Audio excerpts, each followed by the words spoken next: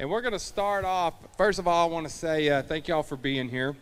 And I want to start off also to say that this is being streamed live on nrsworld.com. So if you folks have friends back home, call them, text them, let them know that this is streamed live every day. And we want to thank y'all for being here. And also going to let you know, as we visit up here, we're going to talk about barrel racing. Anesa's been to the NFR. She knows what this is all about. And this is day one. And we're going to have Terry over here has got his microphone. So at any point while we're visiting up here, just raise your hand. If you have a question for Annesa, just raise your hand. We'll bring you the mic. It's a laid-back deal. Just raise your hand, and she'll answer any question you got. But we'll get started. How's it going? You've probably been busy. Is that working? Is this on? Okay. Yeah, there you are. There you are. As I was talking just a second ago, you've been here. This is Las Vegas. It's not an easy place to get to as far as qualifying and all of that. And let's talk about what it's like, in general, plus being the first day. What's the girls got going through their mind, and what's going on today for them? Well, first of all, to get here, it's an intense year of the miles you travel, the taking care of your horse, and when you finally get here, this is the World Series of rodeo, and the nerves are just going crazy. Yeah, I bet. And so today I thought I would talk about preparing yourself mentally, physically, to get ready for the first round tonight with yourself and your horse, and dealing with all the other responsibilities you have, as in obligations to your sponsors. If you didn't have your sponsors, you would not be able to get here as quite as easy. The sponsors are a huge, huge factor in the rodeo world. So back to the Alleyway. When you first get on your horse, ready to warm up, to get ready for the performance tonight, you think, oh, it's not that big a deal. But when you ride up to the back of the arena and you hear the music, you're in the warm-up tent, and you hear the song Viva Las Vegas, your heart stops. I know mine did. So you kind of catch your breath, you look around, and some people handle pressure differently. Some people chat, some people get after themselves. How'd you handle it? I am kind of both. I chitter chatter with anybody that wants to visit, and usually probably 15 minutes before it's time to go down the alleyway, I kind of get off in my own little world and talk to my horse and just make sure that we're on the same track, and that's to go do the best we can. And if it doesn't happen that first night, there's 9 more. Yeah, exactly. What about, we were talking a little bit ago with some of the guys as far as the grand entry goes. As far as the barrel racers, do they, do you bring your barrel horse into the grand entry, or do you ride another horse, or do y'all even do that deal? Oh, definitely. Okay. The grand entry is almost as exciting as performing in your event. Sure. And normally the girls don't use their barrel horse. Right, sure. The year I made it in 2008, I had a very good friend that was pick-upping Dan Atbauer. Oh, yeah, sure. And I called him, and I said, would you possibly have a horse that I could borrow? I need a gentle horse. Yes. Yeah. And bless his heart, he put me on a very nice little roan filly. Yeah. And he said, have fun. Oh, yeah. I like you said, I'm sure it's as important, as far as that deal goes, but you're representing your state, and it's probably when you realize I've made the NFR, when you're right in there. When you ride in the grand entry, and I mean, it's an adrenaline rush that no one can describe until you're actually in that position. And back to the horses for the grand entry, some of the girls, they bring an extra horse. Oh, I see. Or they might bring a colt to introduce to the you bet. That's a good spot. Wild noise and atmosphere. All right, sure. You touched on, kind of what goes on throughout the day. This is a great example, what you're doing right now. Fallon was here just a little bit ago, and we had started the show, and, she comes running in here. There's so much going on, and you have to travel basically down the whole strip, of Las Vegas, and to get to places and with your sponsors. But what goes on with your horse the day of, other than just feeding them? I mean, well, our horses, we have to treat them like they're pro athletes. And so you have to make sure they're conditioned physically, mentally. There's a lot to taking care of a horse. You have to have a good veterinarian, a good farrier, and you have to know every hair on their body. If they're not feeling good that day, you got to know what signs to look for when they're not feeling good that day. And for them to run 10 rounds, it's hard on them, but if you think throughout the year, you may make 10 runs in a row, but you're putting anywhere from 100 miles to 5,000 miles in between each run. Sure. So coming here is kind of relaxing because you don't have to drive the miles. Sure. I mean, if you can put relax into the category of adrenaline rush and your heart about to pound out of your chest. Sure. Yeah, I imagine. What? How often is there a horse change? What has to happen? I know a lot of times is, and I'll talk about just the stuff I know, whether it's calf roping or team roping. Mm-hmm. If the guys aren't doing good, and it may not even be the horse that's cheating them or anything like that. It's just not happening for them, and they'll make a horse change. That doesn't happen as much in barrel racing, does it, or does it? Not as often. Usually they like to stay with the horse that got them here. The only time you've seen a horse change usually is if they get sore. Right. Or, every athlete has a good day and a bad day. Right. And so if they feel like that animal's just not on their best, they may give it a break and maybe take it to the practice pen and to sharpen up some of the areas that they're lacking in to be on top of their game. Right, so sure. very seldom do you see girls make a horse change. Right, sure. As and folks, as a reminder, and everybody watching live stream here, we're with NFR qualifier Annesa Self, and we're talking barrel racing here. I know, kind of on that same subject, those guys, do you bring an extra horse just in case? Or, I've seen calf ropers or steer wrestlers, especially steer wrestlers, they do it a lot more, but team ropers, they'll use somebody else's horse, but you bring an extra one, you have to, right? Yes, normally the girls, they'll bring 1 or 2 horses, even sometimes 3. Right. Just for the simple fact, if anything should happen, if they colic, you don't want to go ask them for their life the next night. So when I came, I brought my colt, which was a 4-year-old at the time, but I felt like I knew him, I knew his ability to be able to perform under those circumstances. Right.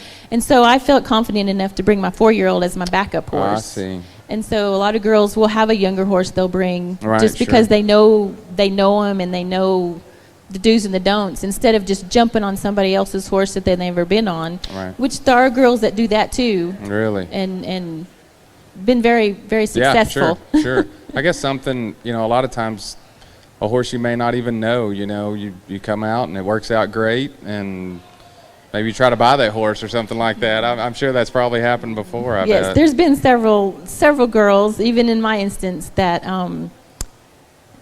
when you're being successful on a horse, you definitely have people approaching you. Right, sure. I mean, even when I was going to the futurities and the derbies on the horse that I made the NFR on, I was approached several times.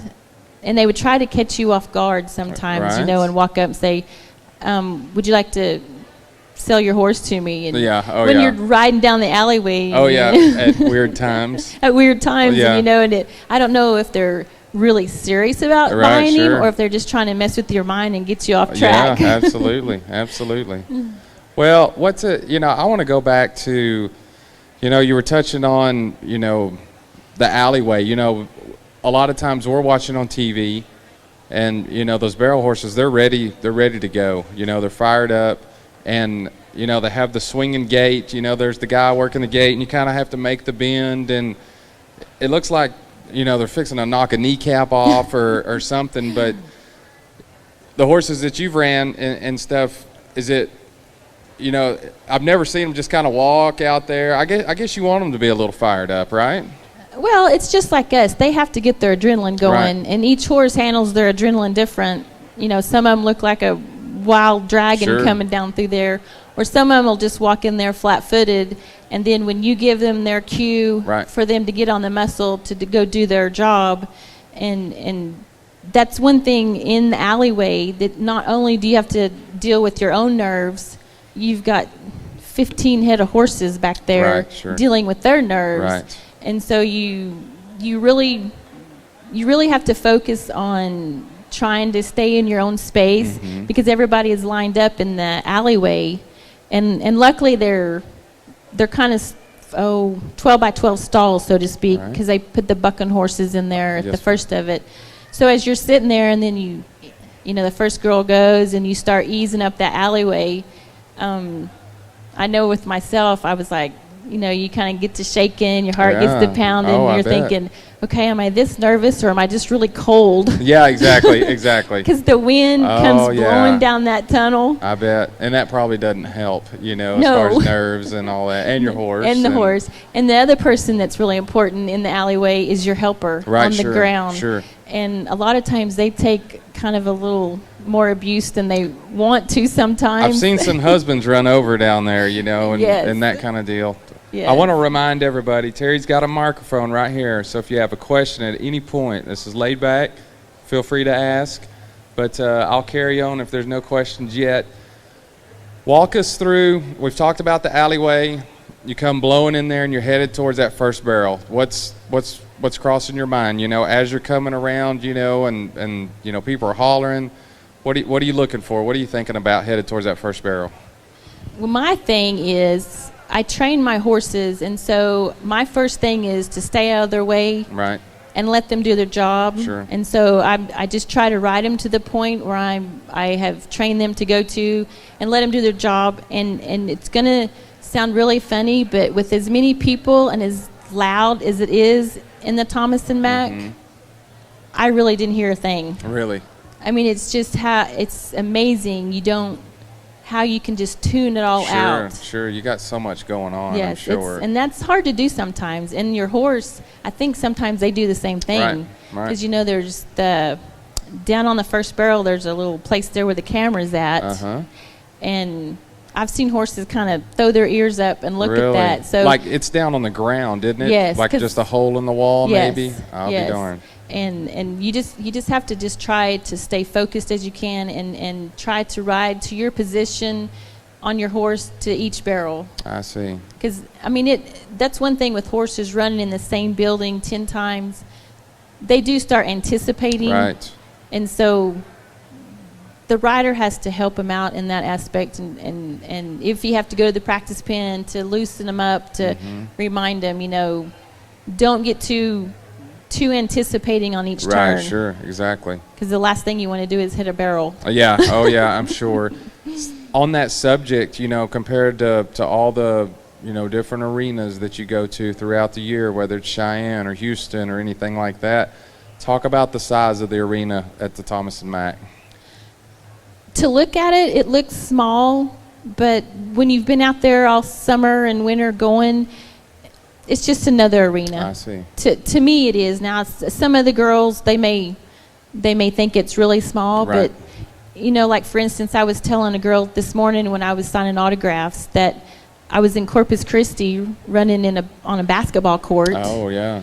And then you load up and you drive, 10 or 12 hours to Guyman, Oklahoma. Right. And it's a big outdoor arena. Sure.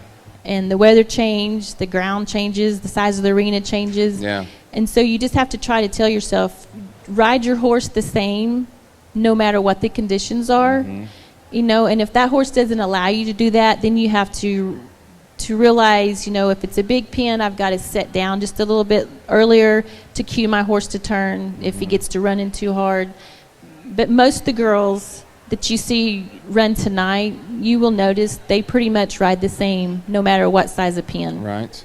What is, you know, on the first night, what's your game plan? You know, I know you want to go fast all the time, but, you know, you're also add in, and at a professional level, you know, you'll have to correct me if I'm wrong. I know you want to go fast, but you don't want to knock down a barrel. Do you ever play it safe on the first round, or do you want to let it all hang out on the first round and see what happens? What do you do? Me personally, if I try to safety up, I usually mess up. I see. And so most of the girls, and some of them, you can see safety up a little bit if their horse is starting to turn a little harder than they want him to. They're so broke that they can just move their hand this much and adjust that horse's turning. It's amazing the timing and the effort that you put into this. Right. And with me, I just try to just go for it every time. I try to look at it as a new barrel race every day. Right, sure. So you can't be worried about the average all the time and this and that. We're going for go-arounds, right? That's how I look at it. And yes, when you get down to the later, 8th, 9th, or 10th round, I try not to think about it, but it's always in the back of your mind. Yeah, they always, it's too early to think about the average. I always hear that, but, if you're clean on 6 runs and you're in there, that average has to come into play.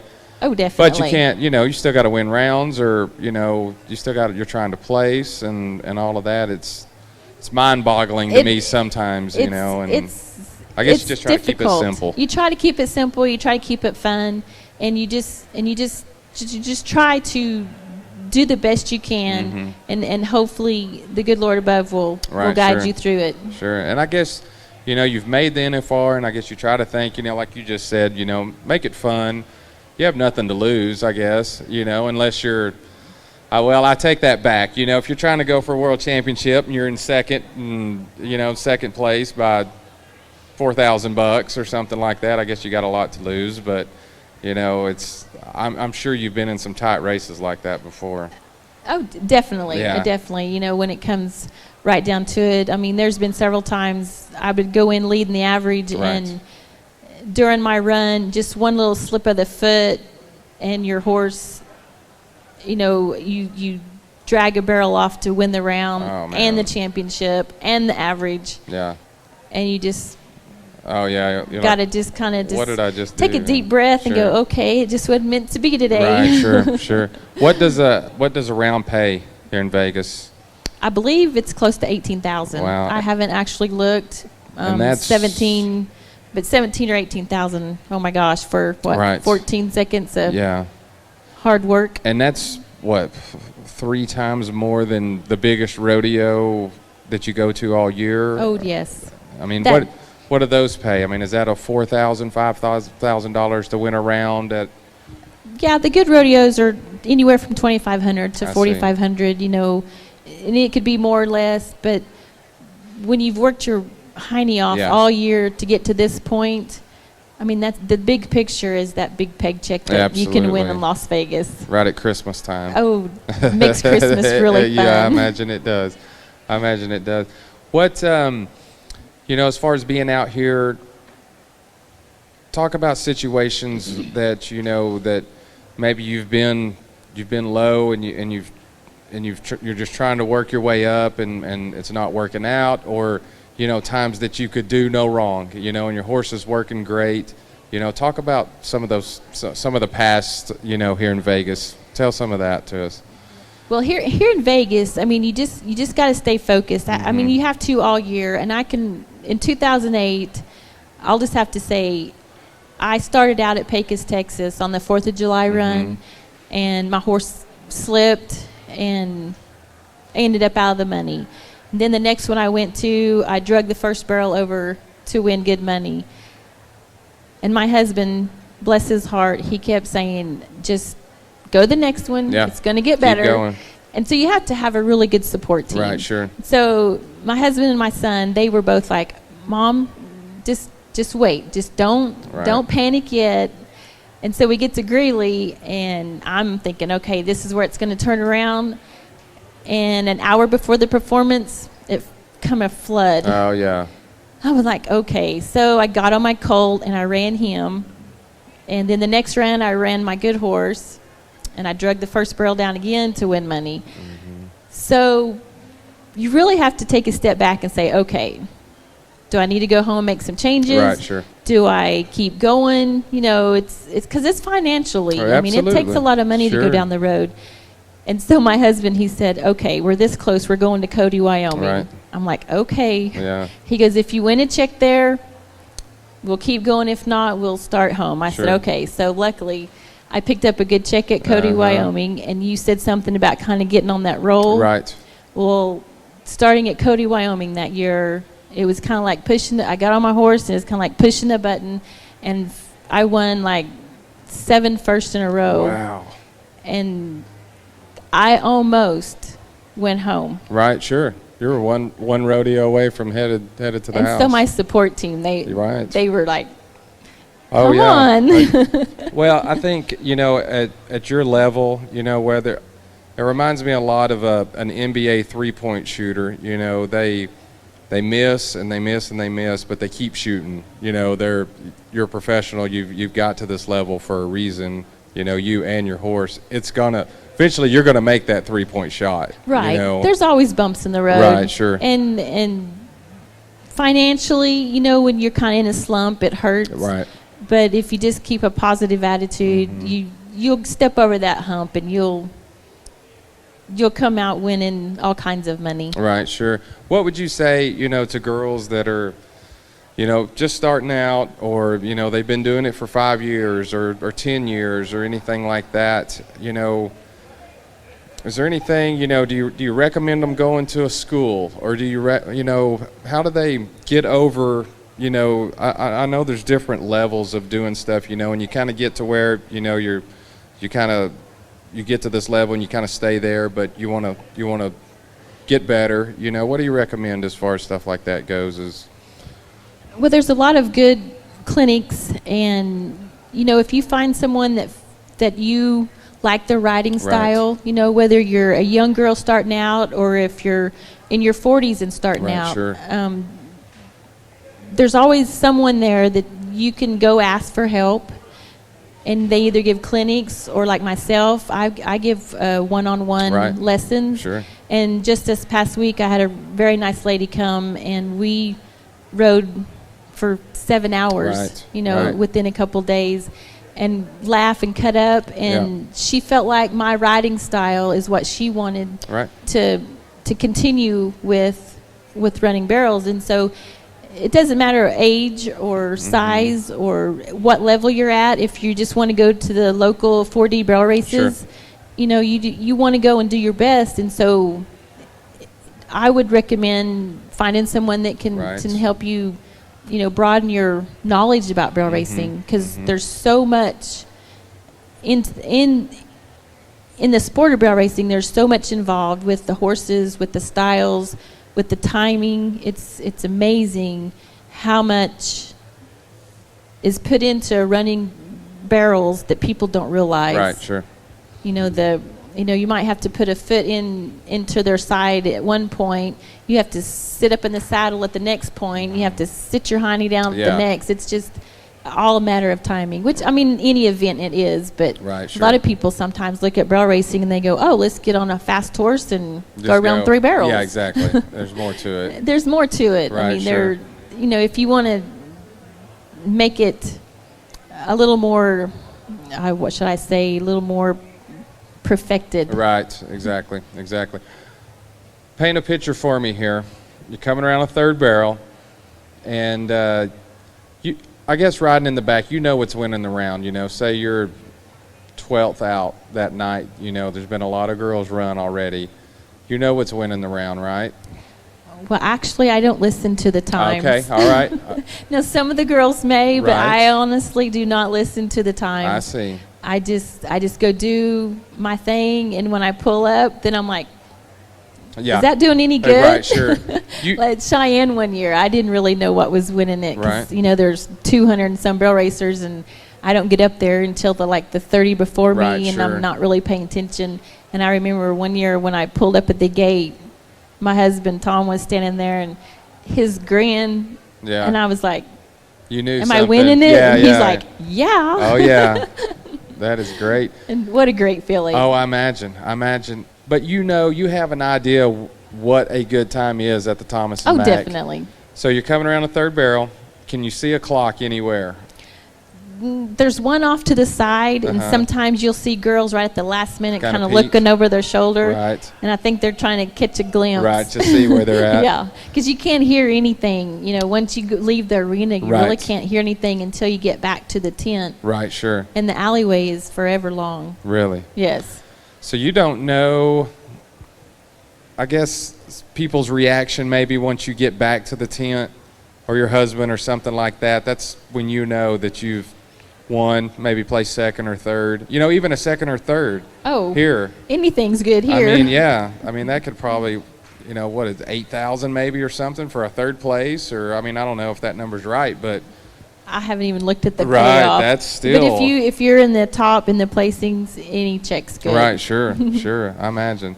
So you get back there in the back, and I guess that's when you know you're in there somewhere just by other people's reaction and stuff like that. Yeah, I mean, you'll either get a high five, right, or they won't even look at you. Or they won't even look at you. Yeah, I imagine. We're still here with Annesa Self right here, NFR Barrel Racer, and I was going to let everybody know if you're just walking up that if you got any questions for her, she's, there's one right there. All right. Terry's going to bring the microphone over there. Y'all feel free to ask anything you want about barrel racing. Hi. What do you like to do to keep your horses legged up? Like long trotting, breezing, collected exercises? What do you usually do? Myself, I do a lot of pasture riding. Luckily, I have 40 acres, and I go and ride the pastures. And then I do a lot of hard trotting. I do more hard trotting than I actually do loping. And my facility, I don't really have any place to breeze one out. So I usually hard trot a horse anywhere from 5 to 10 minutes. You have to kind of consider the weather. If it's 100 degrees outside, you don't want to overdo it. And lope them for about the same amount of time. And I back my horses. And you think crazy, why do you back your horses? You don't back around a barrel pattern. But it helps the muscle in the back of their leg strengthen, and I think it helps the driving power out of a barrel. And so that's what I do to keep them in shape. Very good question. Do you run barrels yourself? Yay. Any more questions out there? I've got one then. You just mentioned you touching on, backing your horses, and I've seen, people that work out maybe run backwards up an incline or something like that. Mm-hmm. Is it just a kind of a slow walk deal, or do you try to get in some deep dirt? And how far do you go, when you're backing them up, It just kind of depends on what the horse is doing. I mean, if they're backing and picking their foot up and placing it, right. I may not back them that far, sure. enough to stretch that muscle out and condition it. Mm-hmm. Now, if they're being lazy and they're dragging their feet, right. I'll make them do a little longer. Right, sure. Just because they're being lazy. Get them picking their feet up and all that. Yes. I see. So, anybody have any more questions out there? Don't be shy. Don't be shy. It's laid back here. Well, what else do you have there that you were going to talk to us about? Well, I was going to talk about the timing. When the girls are going down the alleyway tonight and their nerves are overtaking them, or the horse is getting excited, what the girls have to do to get their timing back. Say your horse, for instance, when they're coming in that little side gate, coming in the alleyway, and they rear up and they kind of loosen you up from the saddle. Right. What the girls would have to do to kind of get back in sync with them. So you have probably 5, maybe less than 5 strides to get back in timing with your horse before you get into the arena. Right. And then the first barrel is another 4 or 5 strides. Right, so you sure. have about that much time to kind of get back in sync with your horse. Mm-hmm. And so can you imagine if you're driving down the road and somebody hits you on the side, right. how you react and how you handle yourself in that situation. It's kind of like that with the girls running barrels, if you kind of have a horse that's a little more excited than you want him to be. Right, sure. And so your timing has to be a lot, and to stay focused and get your hiney back in the saddle. Right. And get in sync with that horse again. And I feel like a lot of people don't realize that your body needs to be over the center of your horse. Your shoulders, your hips need to be lined up with their shoulders. And you see girls when they're, if their horses are pushing at them or trying to hurry a turn, Right. they get to lean in like this. Well, the more you lean, so does the horse. Right, sure. And so I just wanted to make it clear that no matter what level you're at, the girls here tonight, or if you're, in high school, if you go to open rodeos, the importance of a person trying to stay centered over their horse. Right, sure. I think it helps the horse be quicker in their turns. And they definitely like you to be center of their back, because if you stop and think about it, a horse can feel a fly land on them. That's true. I hadn't thought about that. So that's one thing my mother always told me when I was young. If I wanted to be a little rougher on their face, she goes, they're very tender. Sure. They can feel a fly land, and I've always told myself, to get their attention, you don't have to pull very hard. Right. You just have to Just communicate. Let them know. Yeah. Absolutely. I know, for what you've done, you've had to, win some big rodeos. And is there any that stand out, like you talked about the one, where your husband, came and told you, he had a big old smile on his face. But is there any that stood out to you, and maybe there's several, over your career, but talk about that a little bit. Gosh, there are several. Let me think. I think the one that really stands out the most is the one at Cheyenne. Usually it takes a horse maybe a year or a couple of runs to get that arena figured out. Right, sure. Because it is very large. And the ground is different. It can be a little shifty at times. And I just happened to be towards the bottom of the slack that day, and I was like 9th on the dirt. So, and they run 10 or 12. And I just remember when I made my run, I knew it was a pretty good run. Yeah. You can just kind of feel it. And when they called my time, I had tears running down my eyes. Really? It was a good one, huh? It was really exciting. Yeah, it was I bet really it exciting. was. And then my horse, I had to load him up, and I don't know if a lot of people know this, but I had bought this colt, and I've always wanted a buckskin. And so I found him, and at 2 years old I bought him, and his name was Rare Dylan. And trained him, went to futurities, and brought him up through the ranks. And I remember putting him in that trailer, and we had to drive like mad dogs to Nampa, Idaho to go to that rodeo. Made a run there, and then we had to load back up and drive like mad dogs back to Cheyenne. Oh, yeah. And I looked at him, I said, "I'm sorry, but you have about 15 minutes to stand on still earth." Yeah. And he went in there, and I think I won 3rd or 4th in the second round. And I knew right there, I thought, you know what? Not this kind of horse comes around every day. Right, sure.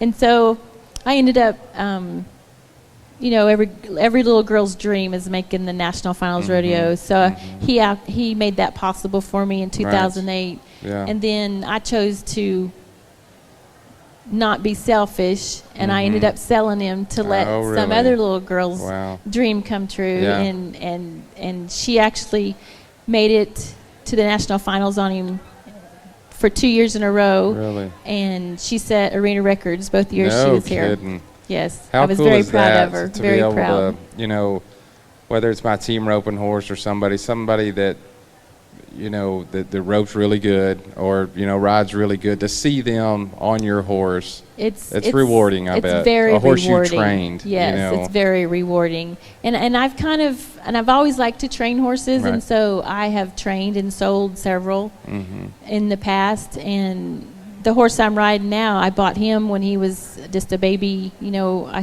tell people he had milk still on his lips. Oh, yeah. Really young. And he's a lot bigger horse. Dylan was 1 or 2.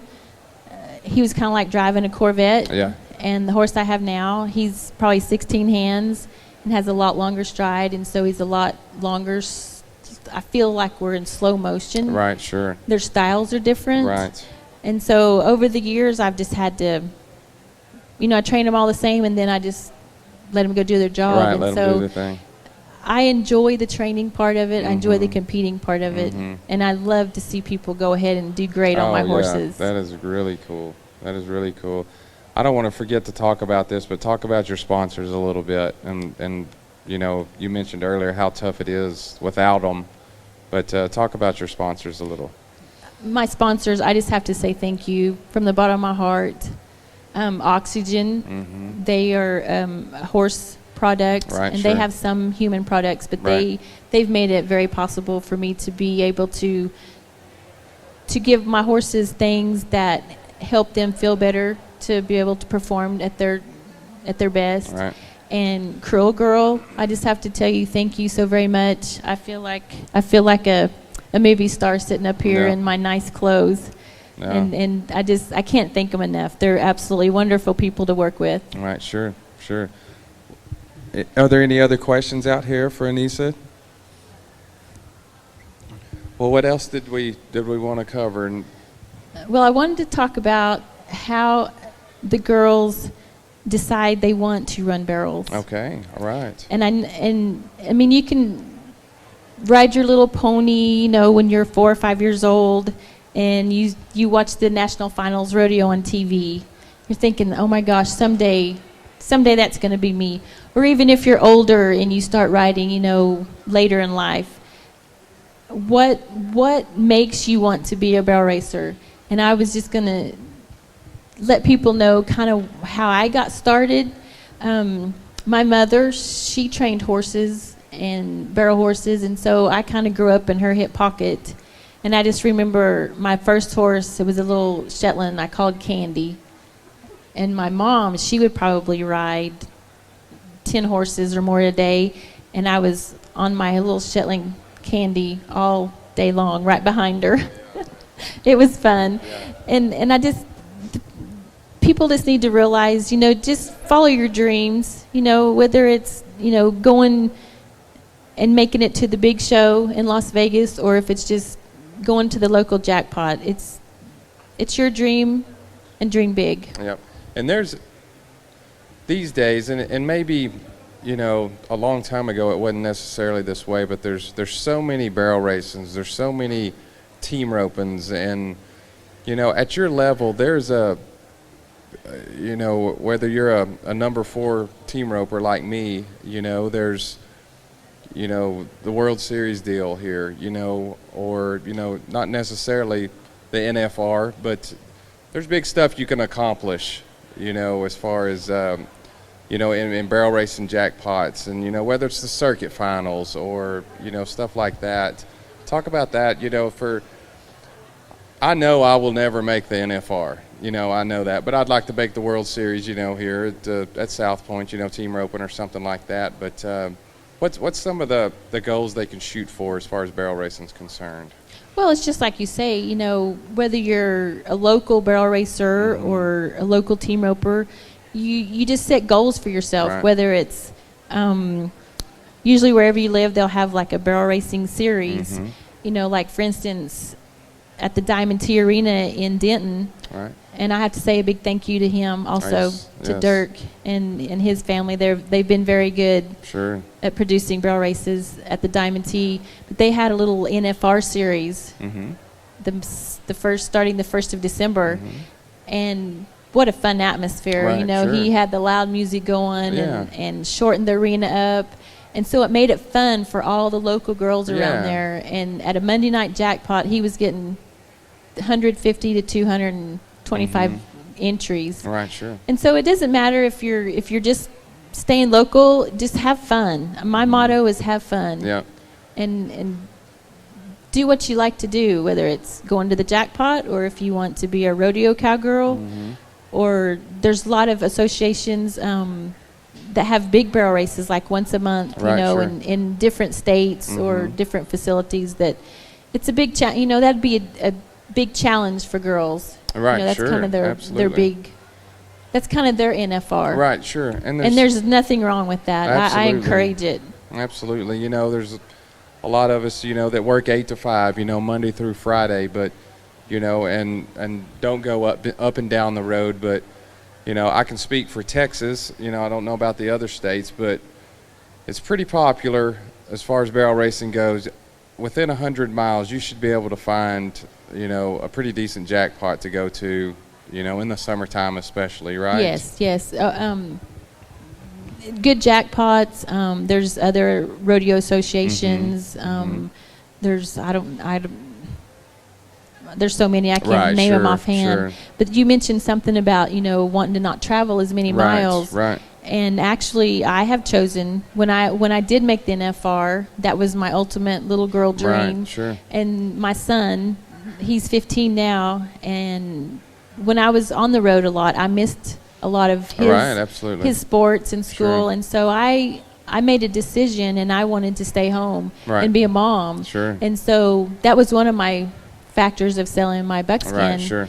And now Carly, I mean, she did her thing for 2 years, and she chose to sell him, and her life has taken her in a different direction. Right. So, it's one of those things that you have to make a decision, and my decision was I like to run barrels, and I like to rodeo, and I still do it, but I put my family first. Right.